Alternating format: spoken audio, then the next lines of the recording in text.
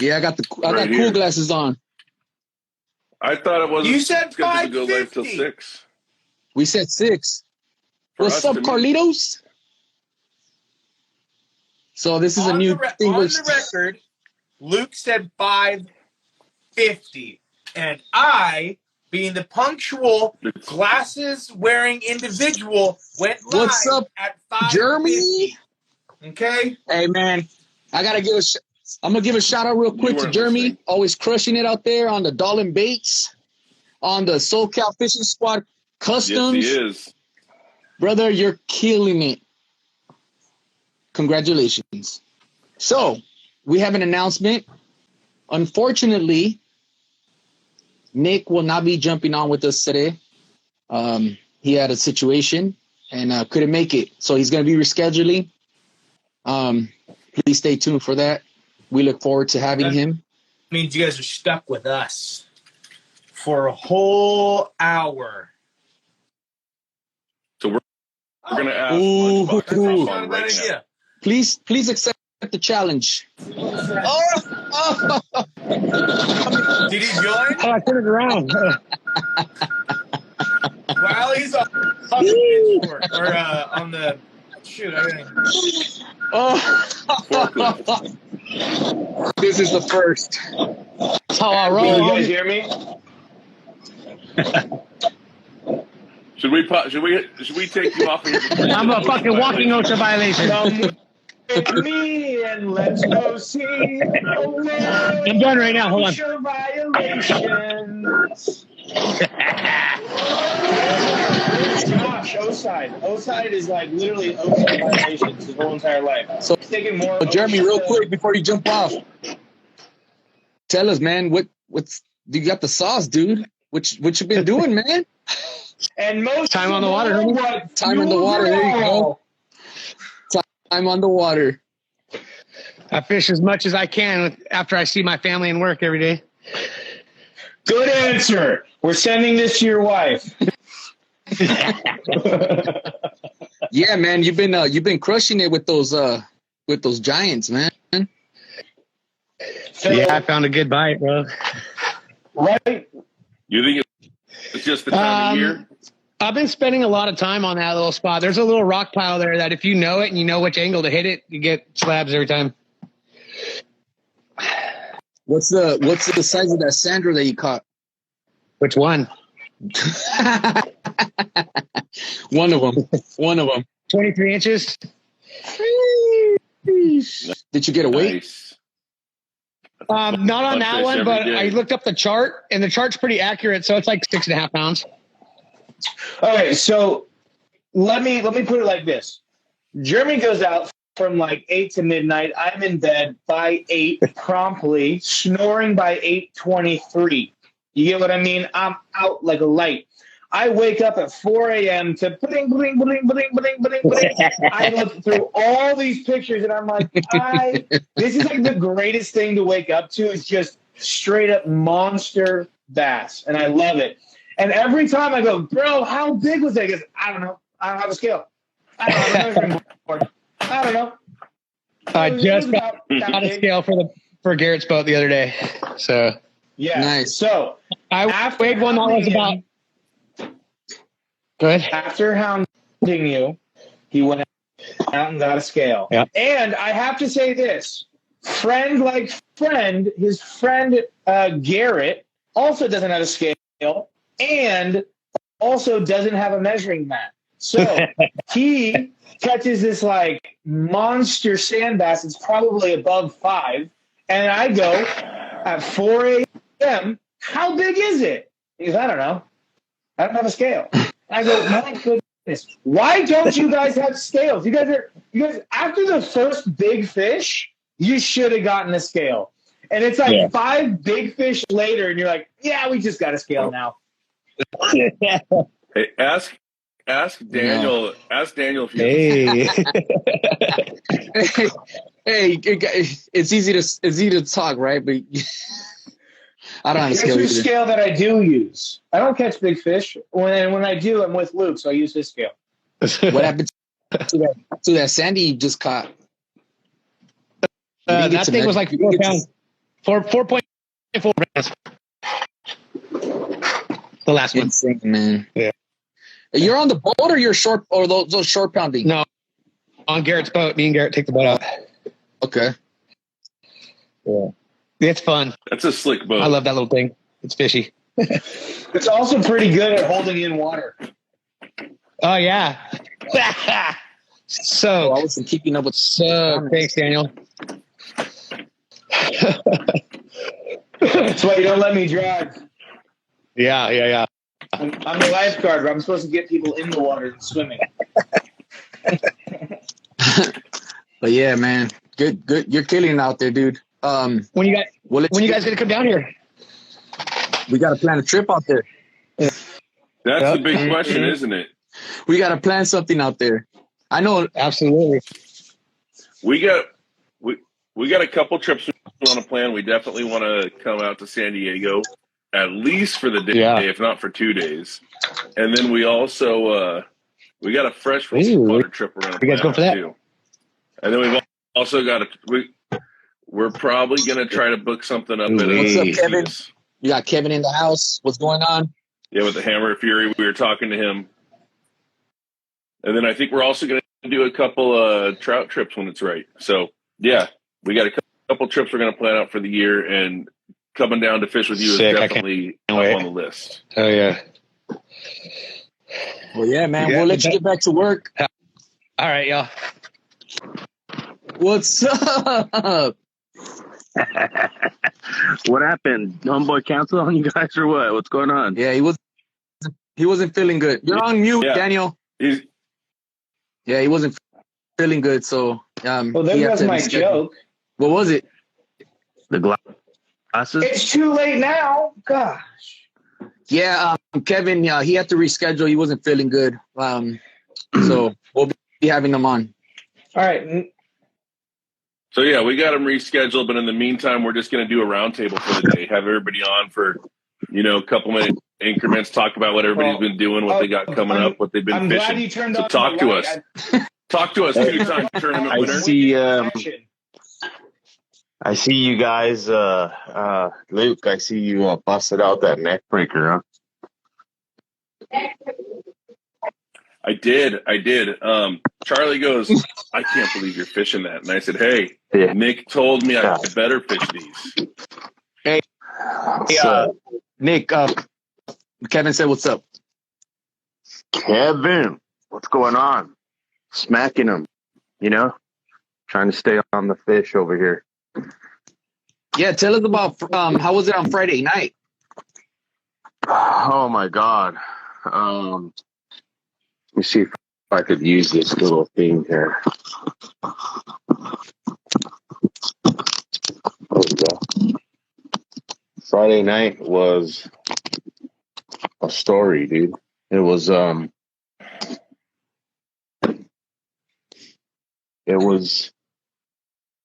dead for a little while. Then the bite picked up as soon as the tide tapered off a little bit. It peaked out at about 8. And then after 8, it went crazy for like about a good 2 hours. Just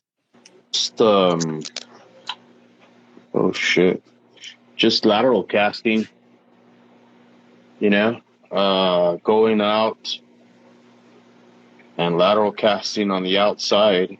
There was barely anything picked up on the inside, if anything at all. It was all on the outside, man. But I stood in one place and lateral casted to the left and lateral casted to the right. And it's kind of funny that I'm saying that, huh? Because lateral vision was supposed to be on. It's crazy, bro. For a second, I thought you were talking about like Nick was with you, or like No, but really, I was lateral casting to the left and to the right, and in one spot, I picked up 7 different fish. Just fanning. Putting it real tight to the pilings, and then just kind of fanning out 3 or 4 times, and then casting to my right and doing the same thing 3 or 4 times. But so from your experience in fishing, how do you think the fish were? That how do you think the fish were? They were definitely coming in to spawn, because they were wolf packing up on the outside of the pylons for sure. Because no way in hell do you just by chance pick up 7 fish on one spot unless they're wolf packing and unless they're coming in for a gangbang spawn, Right. So let me ask you this: when the tide stops moving on you and you got less water movement, do you just kind of grind it out, or do you have some go-tos that you change up? Grind it out. Nick grinds it out, dude. Situation? Dude. So, well, let me rephrase that. I know you're going to grind it out during that time, but is it more of just like a most likely nothing will bite, or I'm going to change some techniques to deal with this to hopefully get 1 or 2 so during that's the what I did. I'll just kind of recap on the tournament for LA Fishing Alliance, right? Because I'm sure everybody that was out there could relate. So I honestly picked up my first 2 fish. First fish was at 6:07. Second fish was like at 6:30 something, if that, and then as soon as the sun peaked over, that was it. The pipe shut off. But before that, I was catching a bunch of 8s and 9s, small dink guys. Before it shut off. Seen a couple people that I knew out there, and I told them, "Hey, come and hit the corner." It's biting right there, and messaged them later on, and they're like, "No, we didn't pick up nothing." So I worked my way back to another zone, and I ended up seeing them there when I was going to work my way back to the other side, and they said, "No, we still haven't picked up nothing." So to recap that, the current just shut off. I was looking at leaves, literally leaves, little leaves, because the wind was blowing a little bit right in front of me, and those fucking things weren't moving nowhere, right? And Kevin, small dinks. My mentor Frank Garza used to call them dinks, but that's kind of carried on, for the years now throughout the fishing community and stuff. But anyways, the bike shut off, and I'm like, oh shit. I was feeling so frustrated and overwhelmed. I told Charlie, I don't even think I'm gonna check anything in, dude. And Charlie, he hit me up, and he's like, you know what? I think we're gonna try another spot. I kept grinding it out. Seen a friend of ours that lives there, and he's like, "Hey man, come and fish. Come and fish right here in front of my house, man." So I fished in front of his house. And 11:57 was when I caught my third fish, dude. So to kind of talk and speak on what you asked about as far as grinding it out and changing it up. I did both, right? I grinded it out, but I also changed it up. I was fishing a dark colored jig first thing in the morning, and then I switched it to a bright colored jig. I switched off to an underspin. Switched off to a swim bait. Even threw a little small jerk bait for a little while. Probably about a good 50 casts or so, and nothing, dude. So I said, I'm just gonna go back to the jig, and work my way out to my truck, because it was already time to go, But yeah, What you catch the last fish on? What color jig? On the Joker. So the first two big fish were caught on this one right here, on the LA Fishing Alliance colorway. Let me see. There you go. What you pair that with? That's paired with Top Secret. Oh, all right. A Top Secret trailer. It's a little creature. Dolan, don't send Nice. Dolan, don't That got a send good that swim to Black action. Flag and have them copy it for you. Just kidding. That sounds like you're asking me to do that. I have to come off mute. He's like, Yeah, it sounds like a dare. Don't send that to go get. Don't send that to make it yourself. You know what I mean? Yeah. He's got both eyes going. so Carlos been getting bit on the Mutilator. He's been crushing it out there, man, with that color. Dog Stalker. Dude, I just hit him Dog up the other day, Stalker. and I was like, okay, you jig master, tell me your ways. Yeah, Dog Stalker's been smashing them out there on that Margarita Mutilator. That thing gets bit. I mean, I don't know. And my jigs get bit overall, period. But I think my whole idea behind it is the whole concept of you throwing something at them that they haven't seen before. Anybody could throw a black jig at them, right? Anybody could throw a pumpkin seed or a brown or a red or anything like that. But when you change it up and you make it not normal anymore, you make it kind of wild and you make it your own, right? Well, I want to add to that and say that they're actually throwing your confidence. You know what I mean? They see how confident and how much you believe in what you're doing, and you go, yeah, no, don't worry. I believe in the me that believes in my jigs. Tried it. What is it? Tried and true. Yeah. I mean, Charlie will be the first one to tell you. I throw a bunch of different shit, obviously social media will show you, I mean, the Cha-Cha Glide. I got, Dean blessed me with the Cha-Cha Glide, Rago baits. I weighted it down. I threw that, got bit. Reyes Swimbaits, throw them, got bit. Dolan Craws, throw them, got bit. No, damn. really, combat baits, 126 baits, shit, you name it, man. There's one thing that I'll tell everybody that's on here listening and all you guys, and Charlie will tell you, is once I select a bait, I put everything into it, man. I'll throw it and figure out a pattern, a cadence, whatever you want to call it, until I get it to go, until I find fish and I see what they're honed in on and how they're honed in on whatever pattern it is.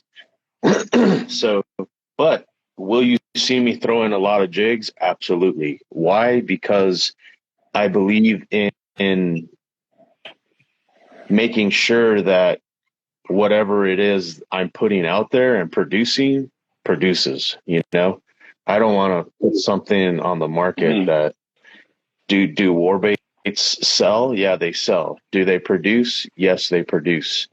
Do my colors produce? I don't know until I fish them. Right. So that's why you see Dolan as a bait maker fishing a shit ton of his baits. He wants to make sure that his baits work.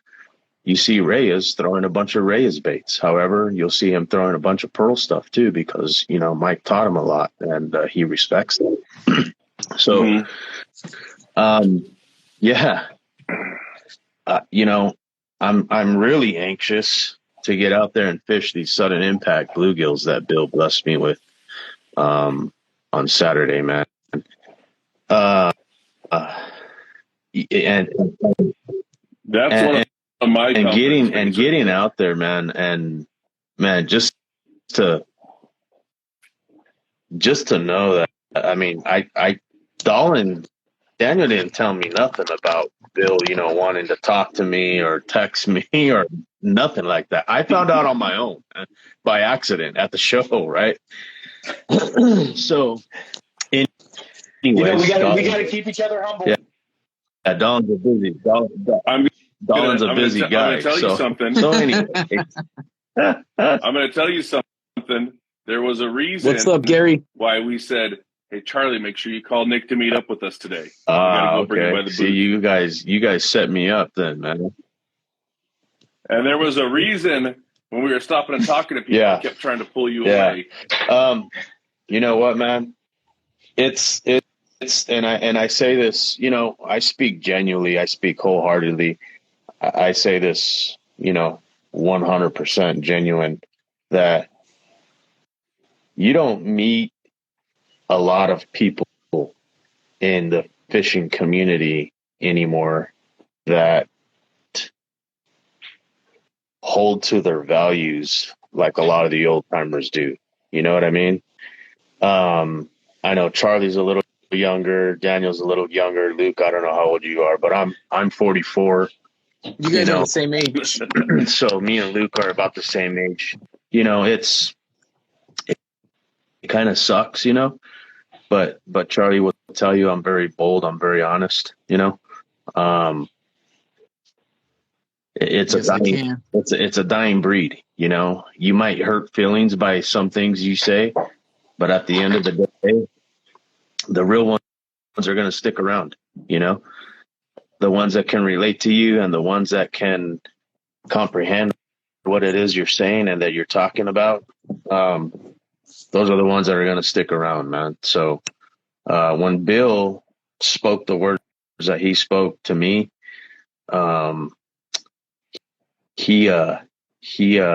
Jake, thanks, man. I appreciate that. He really hit home, and how he said how just by him listening to my podcast, we connected in so many ways. Like, I never really met Bill. I shook his hand and said, "Hey, I'm Nick," but that was it. Never really sat and talked story with the guy, but I'll tell you what, man, just from the couple hours that I spent with him on Saturday, I could tell you right off the bat that he's a genuine human being, and I don't say that just because he gave me a bluegill, he didn't have to. He didn't have to. I paid for it. That's no big deal. I don't look for handouts from anybody, ever. I believe in earning, whatever it is you get. But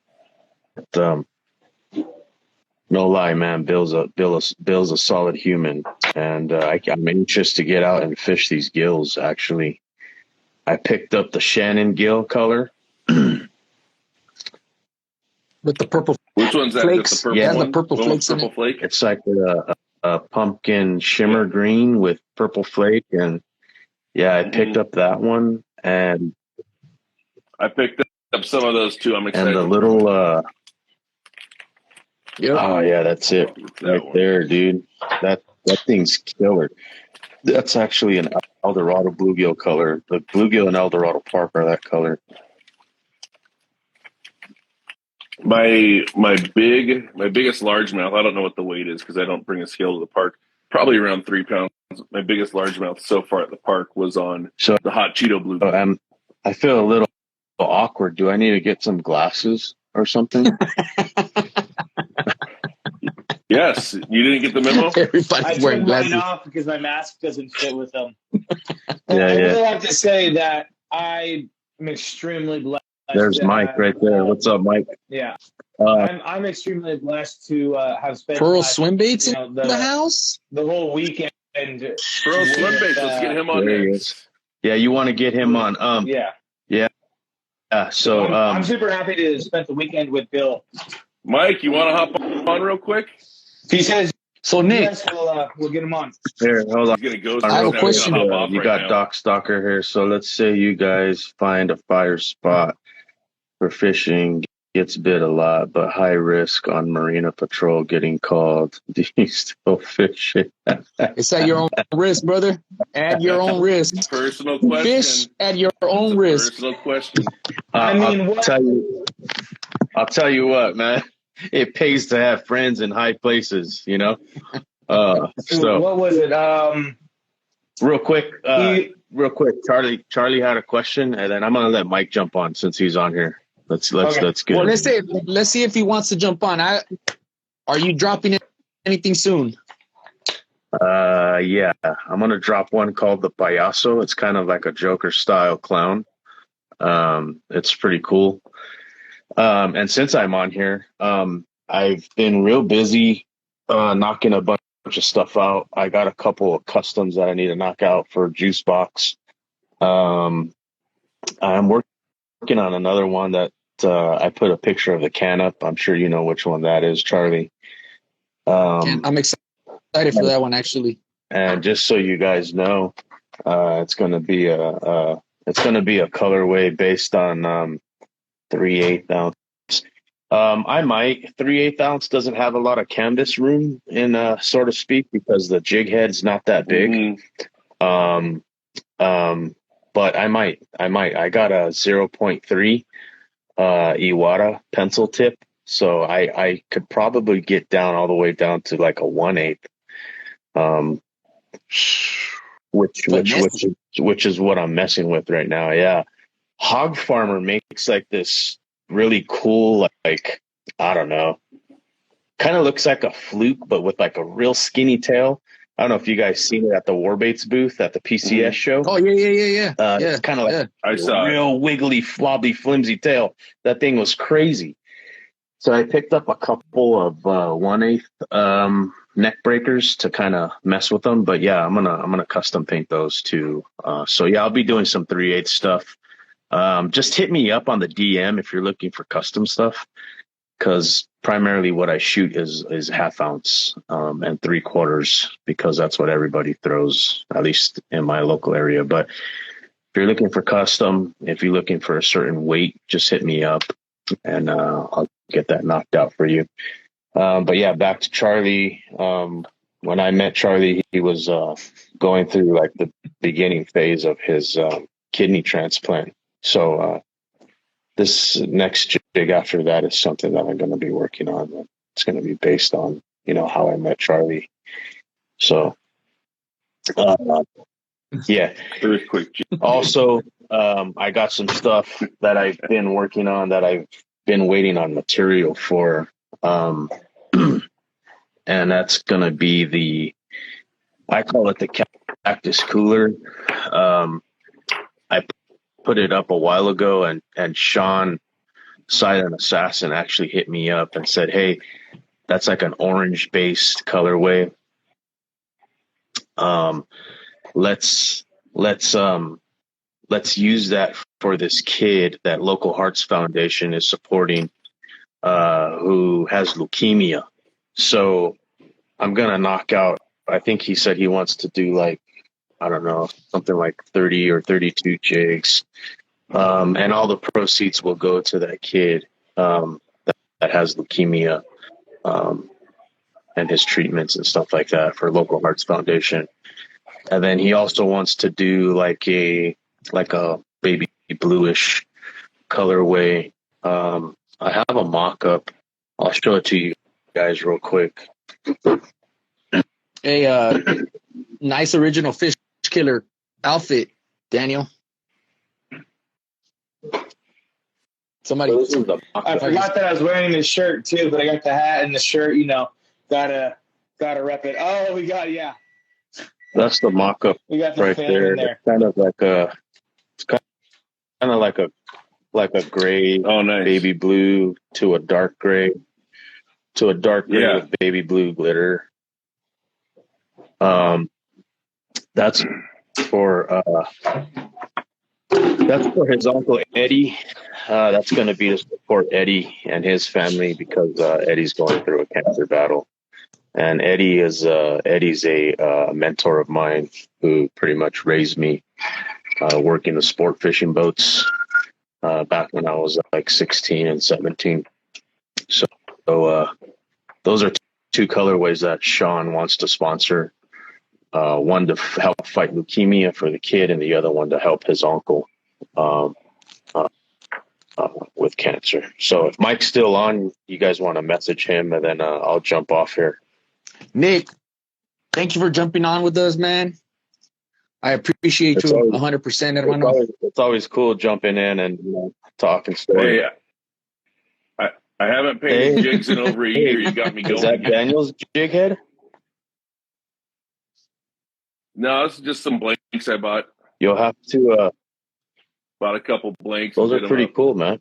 Did you you'll have to send them to me so I could clear coat them for you. I won't tell you what clear I'm using, but I'll clear coat them for you. I'm glad you said. I put 2-part on here. I'm just throwing them to lose them. You just said that you weren't going to tell them because I was about to jump in and be like, oh my God, this clear coat's so cool. Yeah.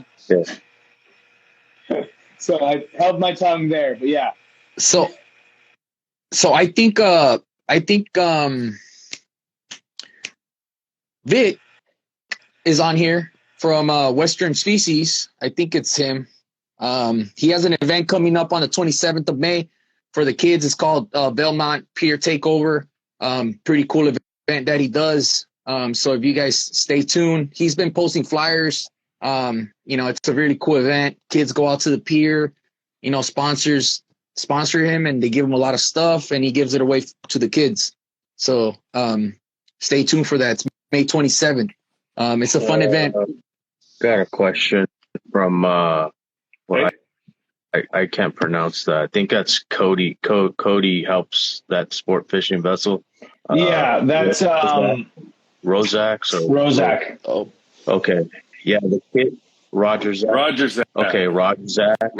All right. Yeah, the kid is I want to say 12 years old, right around there. The one that has leukemia. He's fighting it. Full swim bait. He's at a game with shitty reception. So next time. So yeah, those are the most recent, latest and greatest. There's some other concepts that I have in the back burner. One was for I wanted to design Nico when he was a kid. My son Nico, when he was a kid, he loved that song "Red Red Wine." Yeah, there you go, Daniel. That one. So I developed a lead head based on that colorway. It's kind of like a burgundy wine with a copper. So that's another one that's on the back burner. Let's see. That's that one right there. Yeah, UB40. Can't really see it. There you go. Got the shimmer on. Oh, all right. Copper with hollow flake. Nice. So yeah. Okay, I'll jump off and I'll let Gary. Hey, let's pull Reyes on here. All right. Thank you for jumping on, man. Yep. Much love, you guys. Good Appreciate you. Talking to you. It was a party. Those are beautiful. Oh yeah. Well, that's one of my favorite colors right just there. Working on a round for another shop I'm gonna potentially hook up. Nice. I got a couple of your baits already rigged up. Likewise. This weekend. Now, right on. Are you going to work with them? Do you want to plug them real quick since you're here? Yeah. So I'm gonna be stocking up a Young's Tackle. Where's Young's Tackle? It's in No, it's in. Is that up north? Bellflower. Oh, Ventura. Bellflower. Yeah. Bellflower. I've never been there. I'm gonna get mine. So you recently did a Catalina run? A Clemente run in the last little window we had, but over the weekend, a buddy and I we just went and fished local and went out to the pipe, fished the pipe in the Inner Harbor. Nice. It was pretty good. The sand bass were pretty active. A lot of small calicos in the pipe. But for 58-degree water, they're pretty active. They're eating. They want the smaller stuff on the A-rig. And then it actually made me realize, too, how important the gulp jerk shad is. Hey, that's your go-to when nothing's working out. Yeah. It was a fun little half day. We had a day over the winter, and we weren't getting bit. And in the back of the boat, in a compartment, I keep some gulp. So I threw on a little gulp fluke, threw it on, and it was just getting pecked at. It's like, you know what? If they're not eating this, they're not eating anything. We're going home. Gulp it out. Damn. There you go. And if they're not eating the gulp, they don't want to. It's like live bait. So when will those be at Young's? I would say in the next, probably right after Easter, I should be ready to give them some. You know, I'm kind of in between orders with Fisherman's Access and LA Fishing Alliance, so I had some spare time. So they've been hitting me up, and I said, yeah, you know what? I could get you guys probably an order. So I'm going to see if I can maintain 3 shops. We'll see how it goes. For sure. Because I know, during the tournament, you restocked LA Fishing Alliance with some of your... Dean's starting to he's starting to gear up for the spring and summer and getting some of the bigger stuff in there. The 7-inch weedless, and then he needs to get restocked up on some of the smaller stuff. You know, lately I've been pouring a ton of small stuff because that's just what everybody's fishing right now. You know, everybody's staying in the bay and foot patrol and harbors and jetties. No, it's been rough. Yeah, no one's been able to get out. Shoot, this time last year I was looking at my notes and Instagram photos, and I've already probably had 5 trips last year to the island. I've been 2 times. Mm-hmm. It's been tough getting out with the weather windows. I feel like this time last year I was already like 200 calories easily. Damn. But it's been a shitty winter. I mean, usually thank you, Charlie. Thank you for that comment. Damn, guys. Gosh. Thank you, Charlie. I'm over here pouring. Well, that's what happens when you don't... Charlie, that's what happens when you don't say no to trips. I could have had 200 calicos, huh? Oh, Charlie is one of those, huh? No. Not anymore. He used to be. He's still learning. Everyone on the boat's going to make fun of my little rod. I'll go on the next trip. Seems kind of personal. I'll hit the next trip.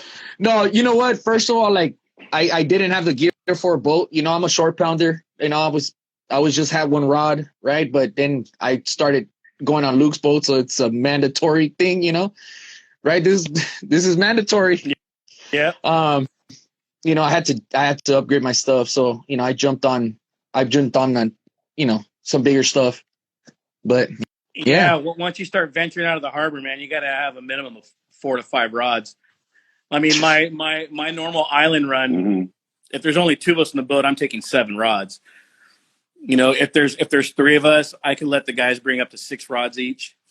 But it just helps with trying to figure out what they're biting. I got 5 things I throw. If they're not biting that, then they're not hungry.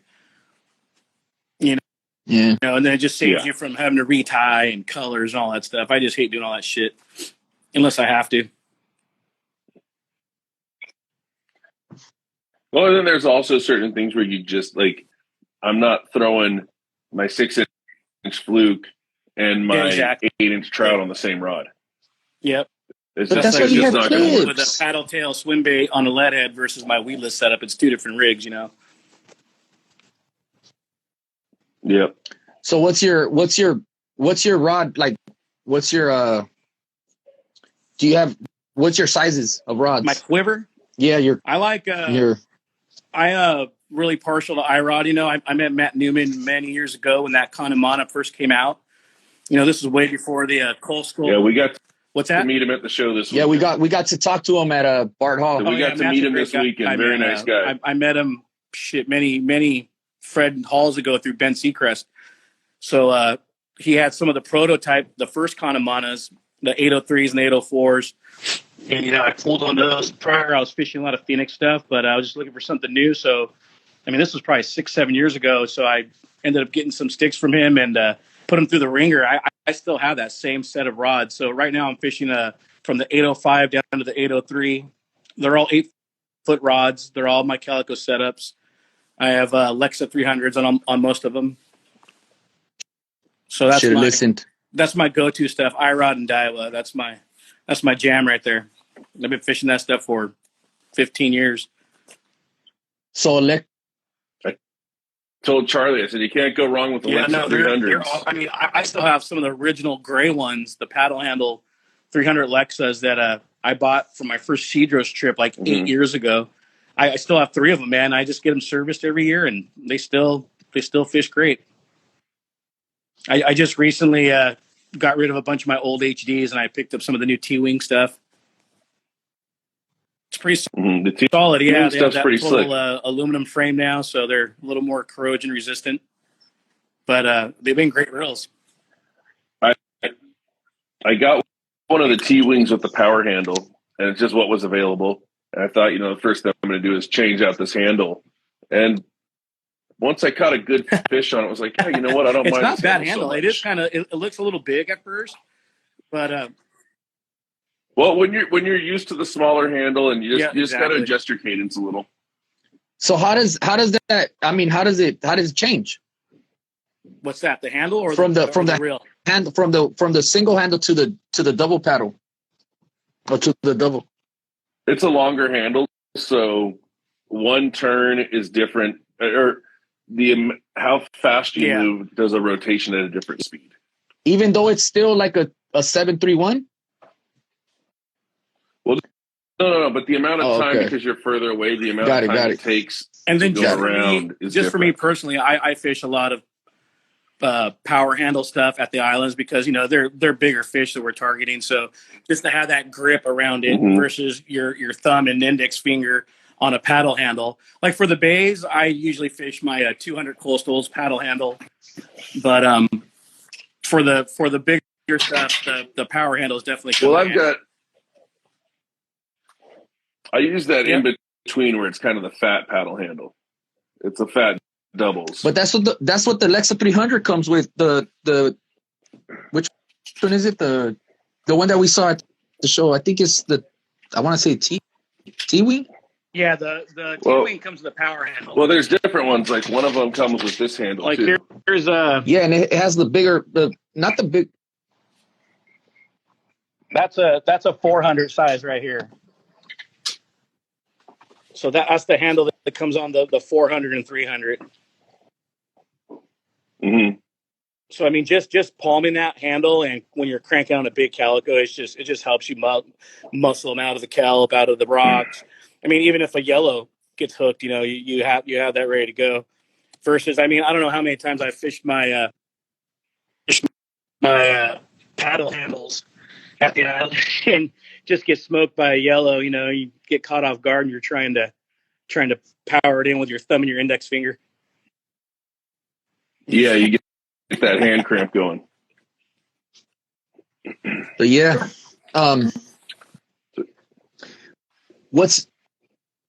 so we got someone asking what pound braid you use on your swim bait reels, and I think that's a really good one because I know that me and you use two totally different ends of the spectrum on that. I'm a 65-pound guy for all my 300s.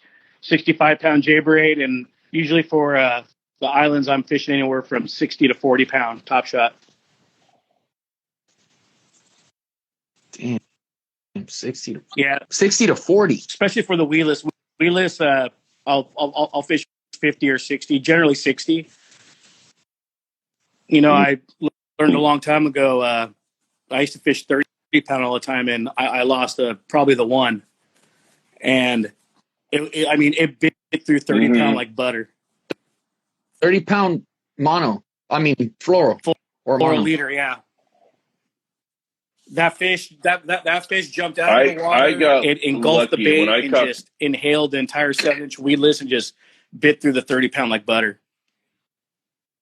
So ever since then, I listened to Matt Koch talk a lot, the fish painter. I listen to him a lot talk about weedless fishing because I consider him one of the best weedless guys on the West Coast. And, they all fish heavy, like him, John Curry, Eric Landisfein, Decker. They all fish heavy top shots. So that's when I started fishing the heavier stuff. It got some getting used to, but, you tie your knot right, get used to it. And then now it's like nothing. So when that big fish does hit, you're not going to lose it. I got lucky when I caught the one, and it was hooked in the corner really nice. It didn't fully engulf it. And after me and you talked, I have since then bumped up my fluoro. Yeah, same here. I haven't bumped up my braid, but I've bumped up the fluoro. I'm still running 30-pound braid, which I think I would probably change out if I went to the island. For sure. So have you ever work? But it's just you're just gambling, losing a fish of a lifetime, especially out there. Well, yeah, and you're fishing a lot more kelp than I am, so I think if I was fishing somewhere kelpy, I would definitely be changing. As of lately, though, the last few trips we've been fishing a lot of boiler rock fish, a lot of stuff from like 20 feet into the beach, backside of the island, a lot of boilers, behind boilers, on the beach. So it's that. And that's kind of my thought process behind the lighter braid is I feel I'm getting a further cast out of it, but you're definitely gambling more. Yeah, for sure. So have you ever experienced your braid like popping? No. Oh, well, I take that back.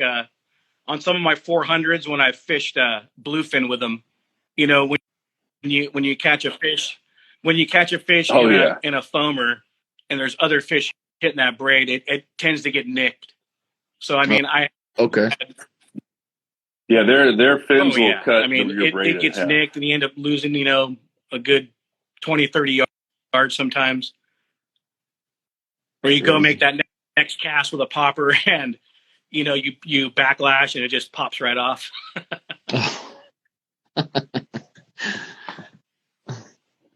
What pound braid fishing?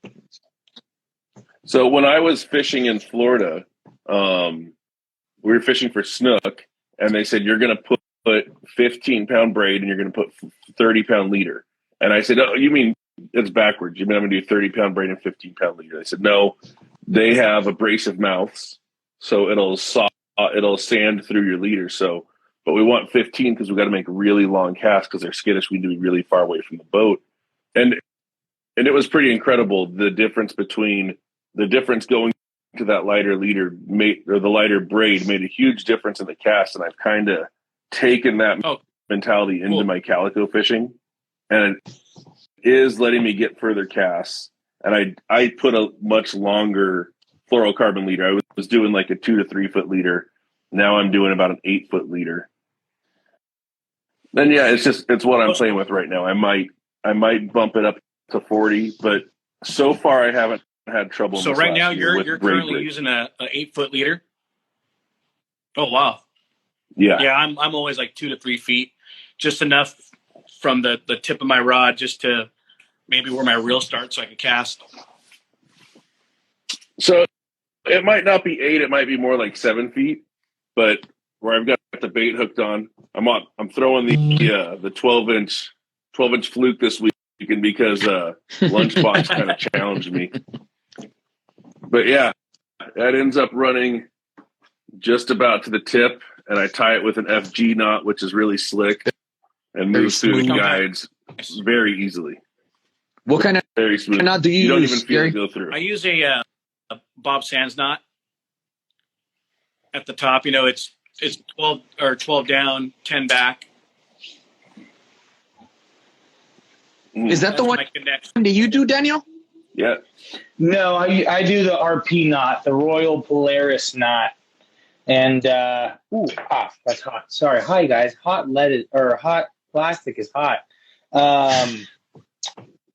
You don't say. That is the one that I've been using for a long time. And actually just this weekend, I was kind of educated on the RP knot. So what was really funny is I do 12 down and 12 up because that's the way I learned it. And what's funny is it's more specific to the San Diego boats that are fishing those really big, sport boat fish. Yeah. So your yellowtail, your yellowfin, your bluefin. The guy was like, nah, just do 7 up, down, like 7 up. Like, no more than that. You can probably get away from like 5 to 7, but that's all you need in the harbor. And he goes, it's such a smaller knot when you only do 5 and 5 or, 5 through 7 rather than that 12 and 12. I like the 12 and 12. I feel like I've gotten it pretty good, especially when you're using 30-pound braid to 15 to 20. It cinches pretty well. But that 5 and 5 up and 5 down, that's tiny. The way it's small. I mean, it was just like, oh, here. Don't do it. Don't do it. Here's the thank you, Luke. You caught me there. Here's the real kicker. He used chapstick on the braid. Yeah. He pulled out his chapstick. And I mean, he's teaching Shannon this. So if anyone's teaching Shannon this, you know it's got to be legit. He goes, all right, boom. Pulls out his chapstick. He goes, the braid, it gets hot. The mono, the floral doesn't want to get hot. It's going to break and all that stuff. It's going to slip. So he puts a little bit of chapstick on it. He goes, this is going to keep it nice and cool. He ties it, goes, you loop it, you go 5 down, 5 up, and you come in the same way that you came in the loop. You cinch it up, and he goes, it just cinches nice. That chapstick will just adhere and keep everything good. And he goes, that's great for that mono or that braid to floral contact right there, because that's always a difficult knot to tie. It always tends to slip, especially with floral. So I use the RP knot, but now I'm changing it to a more inshore harbor RP knot, not the long offshore boats. So I'm excited to try that. So I'm gonna tell you a story that I haven't told yet. Imagine that. About a year ago, I told Daniel, I said, I think I gave him a box of plastics. I said, milk these down. I'm changing the way I fish. I'm trying new stuff. And that's when I first started fishing weedless. So I went out to my spot. I tie on a bait I just bought. I'd never fished one like this before. It was, I don't remember if it was a 7 or 8 inch Reyes weedless, 3/4 ounce, 8 or a 10 obese took it. I said, never thrown something like this. I immediately get hammered with what at that time would have been my PB, hands down. I've never felt the calico pull like that. And my leader knot slipped out. Didn't break, slipped out. I'm on the RP. I've always used the RP. I can't tell you how many tuna I've caught on the RP. Okay, that regrouped, sat there and cried for a while. Caught a couple more fish. Okay, good. I got a knot that's working. I tie on Gary, you the second. Got him out of his comfort zone. Same thing. Leader broke. Another rod. Leader slipped out again. You got to be kidding me. I get another rod. Throw on the fluke. Catch a couple more fish. Throw on the mega bass. What's that one called?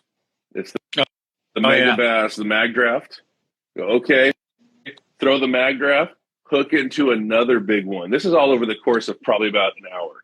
Hook into another big one. The leader slips out again. I said, okay, I'm going home and I'm finding out what the best leader knot I can tie is, and that's what I'm doing from now on. I was putting stuff on weights and testing it. I was wearing gloves and pulling it. Yeah. And it was the FG. The FG is a good knot. I've never had the knot slip again. That. And just so you know, Daniel, I was tying it 7 to 7. Yeah, the Bob Sands knot I do. You need to do it 12 to 12. So that's good. But just for where I fish most of the time too, you have a really good chance of hooking to a big yellow. So you kind of need that beefier knot.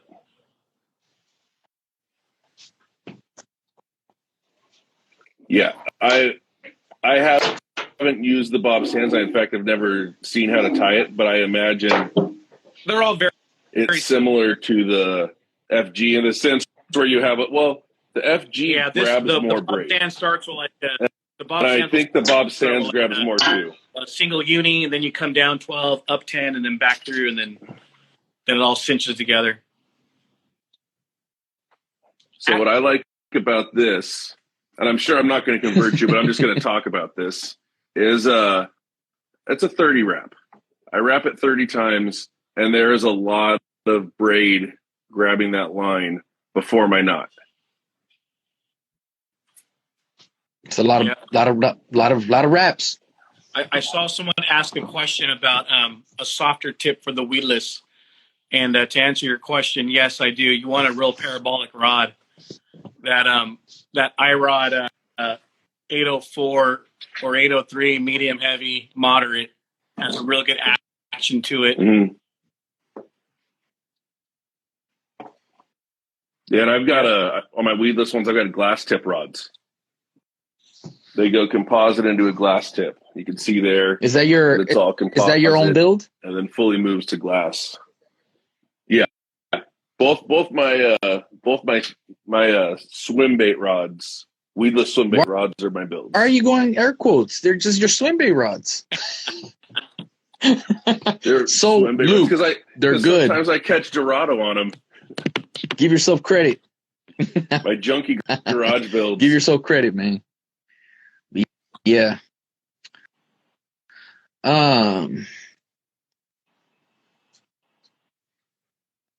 So I think we're about to wrap this one up for tonight. Yeah, it was awesome to end with you, Gary. I was really glad to have finally met you the other week. Yeah, likewise. There's supposed to be some more tournaments coming out of LA Fishing Alliance. Hopefully we'll see you at the next one. Unless the weather's good, then I'll be at the island. He's like, I'll see you guys later. But yeah, man, stoked to have you on. Thank you for jumping on. You want to show those pores again? Yeah, I'll show none. Cook, damn, just nice. That's some spotty stuff, and then I got some weedless stuff here. Oof. Here's some 5-inch tails. Little brown bait fish color. Where are those going? These are going to go to Young's. Oh, okay. Those are the ones you want, Luke? This color, actually, yeah. Are.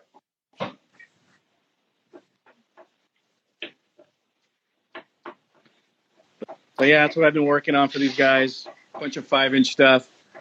People underestimate the 5-inch paddle tail, man. It's a very versatile bait. Definitely. Luke paired it up with the. Oh no, it wasn't a Reyes, huh? It was the sudden impact. But he's waiting for those. It was a 3-inch. He wants those. It was a those Reyes. So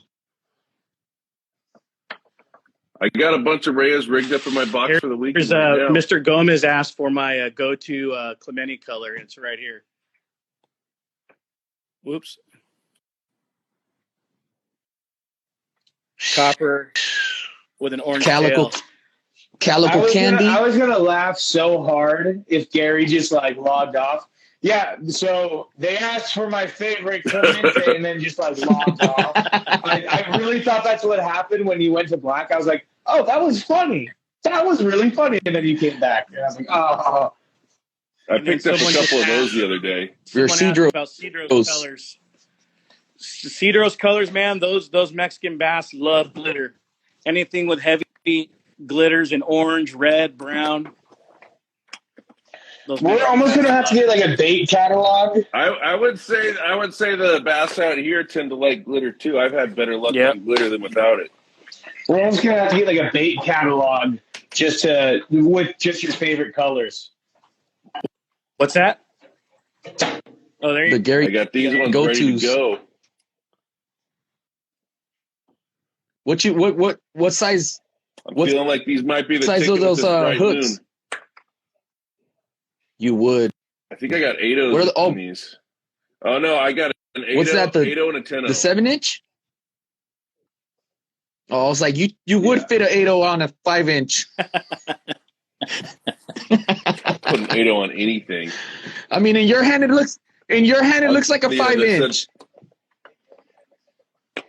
Well, it's funny on the sudden impact on the really small gill. They're like, yeah, those are for a 4.0. I'm like, I just fit the 8.0 right in there. Works every time. But yeah, good episode. All right, guys. Gary, it was thank you very much for jumping on. All right. To everyone, not only to everyone who jumped on, but everyone who came by and listened to us kind of just being out of order and bullshitting. Thanks for supporting us. All right, see you guys. Have a good one.